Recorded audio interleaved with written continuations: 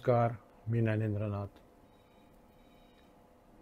काही वर्षापूर्वी मी काळ्या हळदीवरती जो व्हिडिओ केला, त्या व्हिडिओला लोकांचा प्रचंड प्रतिसाद मिळाला. नाना तऱ्हेचे प्रश्न, उत्तरं, त्यांच्या शंका, कुशंका मी माझ्या परीने त्यांना त्याची उत्तरं देण्याचा प्रयत्न केला. काही लोकांचे तर बालप्रश्न होते, बालहट्ट होते, ते पूर्ण करणं शक्य नाही. तर काही लोकांनी माझ्या या व्हिडिओचा आधार घेऊन काळ्या हळदीच्या नावाखाली जांभळ्या हळदीची विक्री सुरू केली.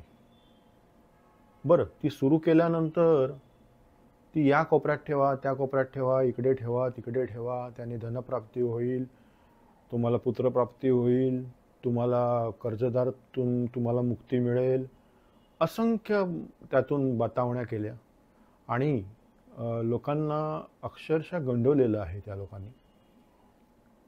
मी अनेक वेळा त्यांना सांगितलं की तुम्ही अशा कुठल्याही भूलथापाला बळी पडू नका, कारण काळी हळद ही दुर्मिळ आहे. मी आधीच तुम्हाला त्यातून मी सांगितलं होतं की काळी हळद जी आहे ही पूर्णपणे दुर्मिळ आहे, ही सहजासहजी मिळत नाही. पण निळी हळद, जांभळी हळद ह्या हळदीला काळी हळद संबोधून लोकांनी सर्रास त्याचा विक्री करण्याचं सुरू केलं आणि त्याचा परिणाम त्या लोकांवरती व्हायला लागला हे मला समजायला लागलं. बऱ्याच लोकांनी मला फोन केले की मी तुमचा व्हिडिओ बघून आम्ही ती काळी हळद घेतली आणि आता आम्हाला त्याचा काहीही इफेक्ट मिळत नाही आहे किंवा दुष्परिणाम झाले आहेत किंवा काही. तेव्हा त्यांना मी सांगितलं की ही काळी हळद नाही आहे, ही जांभळी हळद आहे.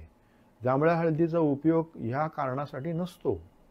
आणि ह्यामुळे झालं काय की यामुळे नवरा बायकोच्या नात्यामध्ये खूप तणाव निर्माण झाले, भांडणं तयार झाली, त्यानंतर पैशाची चणचण व्हायला लागली.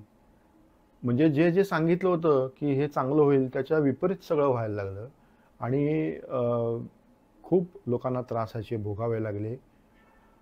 अशा विक्री करणाऱ्या ह्या भोंदू लोकांना माझं सांगणं आहे की अशा प्रकारची विक्री करू नका आणि लोकांना उगीचच फसवून, भूलथापा देऊन, उगीचच त्याला गंडे दोरे बांधून लोकांना ते विक्री करून त्याचे असं काही भासू नका की तुम्ही ती सिद्ध केलेली आहे, तुम्ही खूप त्याच्यामध्ये ज्ञात आहात आणि लोकांचं खूप भलं करणार आहे. भलं करणारा तो परमेश्वर आहे. तुम्हाला त्याच्यामध्ये कुठल्याही प्रकारचा हस्तक्षेप करण्याचा अधिकार नाही. आणि मुळात जी व्यक्ती तुमच्याकडनं घेते ती कोणत्या परिस्थितीमधनं घेते हे याचंही भान तुम्हाला असायला पाहिजे. ते भान नाही आहे आणि उगीचच ते संशोधन आणि ह्या सगळ्या नावाखाली ते लोकांची फसवणूक करायची हे योग्य नाही आहे. आणि जांभळी हळद आणि निळी हळद ही काळी हळद नाही आहे. हे कृपया सर्व प्रेक्षकांनी ह्या गोष्टीची नोंद घ्यावी. मार्केटमध्ये जरी गुगलवरती तुम्ही जरी सर्च केलं की हे ब्लॅक टर्मरिक म्हणून, तर ब्लॅक टर्मरिक म्हणून तुम्हाला जांभळी हळदच मिळणार, जी खरोखरच मूळतः काळी हळद आहे, भद्रकाली आहे. तिचं रंगरूप पूर्णपणे वेगळं आहे आणि ती सहजासहजी मिळत सुद्धा नाही. असंही कोणी सांगावं की मार्केटमध्ये आहे ती घ्या, आणा, करा, ठेवा, माझ्याकडे मिळेल, मी करीन, ते करीन, तर ह्याची शहानिशा आधी करा. खरोखरच इतर लोकांना त्याचे गुण मिळालेत का, फायदा झाला आहे का, ह्याचा तुम्ही पूर्णपणे अभ्यास करा आणि मगच त्या वाटेला जा. घरामध्ये अशा प्रकारच्या वस्तू जर तुम्ही आणल्यात आणि त्या जर तुमच्या कुलदेवीला, मूळ पुरुषाला, तुमच्या इष्टदेवतेला ते मान्य नसेल आणि जर तुम्ही ते तुमच्या वास्तूमध्ये आणून ठेवलं आणि वास्तू जर दूषित झाली तर ह्याचे परिणाम तुमच्या शरीरावर, तुमच्या मनावर आणि तुमच्या धनावर, या तिन्ही गोष्टीवरती होणं हे क्रमप्राप्त आहे.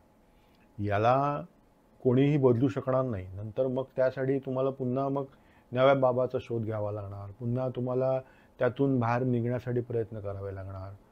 चांगला चाललेला संसार उगीच दुःखामध्ये टाकण्यासाठी विनाकारण कोणाच्याही नादी लागणं हे अयोग्य आहे. मला त्यातून काहीही लाभ नाही आहे की बाबा तुम्ही त्यांच्याकडनं घेतलं काय आणखीन काय, पण त्याचा फायदाच नाही आहे. तुम्ही मुळामध्ये ती काळी हळदच नाही आहे. जी काळी हळद नाही आहे तिला तुम्ही काळी हळद या नावाने विक्री करता आहात, हे अयोग्य आहे. हे मला तुम्हाला सांगायचं आहे. कोण म्हणतं माझ्या घरामध्ये कुंडीमध्ये काळी हळद आली, कोण म्हणतं मला मित्रांनी दिली, ती मी बागेत लावली. असं जर शक्य असतं आणि इतकी जर सोप्या पद्धतीने ती जर ती मिळाली असती, तर ती व्यक्ती खरोखरच बहुगुणी, बहुमोल आणि अनमोल अशी ठरली असती. पण शक्य नाही आहे अशा गोष्टी मिळणं. अशा वस्तू खूप दुर्मिळ असतात आणि अशा ठिकाणी असतात ज्या सहजासहजी दृष्टीसही पडत नाहीत. आणि ती पण तुम्हाला जिवंत पद्धतीने जर अगदी ओला कंद तुम्हाला कोणी देत असेल आणि हे सांगत असेल की ही काळी हळद आहे आणि ह्याचं असं आहे तसं आहे, ते नाही आहे. लोक हल्ली मार्केटमध्ये याचा पूर्णपणे त्याचा व्यवसाय सुरू आहे. मग तो ती इतक्या लाखाला, इतक्या करोडोला ती विक्री करा आणि हे करा. हे सगळं अयोग्य आहे, चुकीचं आहे. कोणाच्याही भूलथापाला तुम्ही बळी पडू नका. आणि अशा कुठल्याही पद्धतीची काळी हळद मार्केटमध्ये सध्या अवेलेबल नाही आहे. जी आहे, जी दुर्मिळ काही आहे ती लोकांकडे ती पूजनासाठी आहे. त्या पूजनासाठी तुम्ही त्याचा वापर करा. कोणी काही सांगेल की ही इतके 10-12 तुकडे घ्या, इकडे ठेवा, तिकडे ठेवा, असं करा, तसं करा, साफ चूक. मग तुम्ही स्वतःलाही दोष देऊ नका, त्या कर्मालाही दोष देऊ नका आणि समोरच्या व्यक्तीलाही दोष देऊ नका. कारण तुमचा तो बुद्धिभेद झालेला आहे. तुमचा बुद्धिभेद झालेला आहे आणि त्यामुळे तुम्हाला ते भोगावं लागते आहे.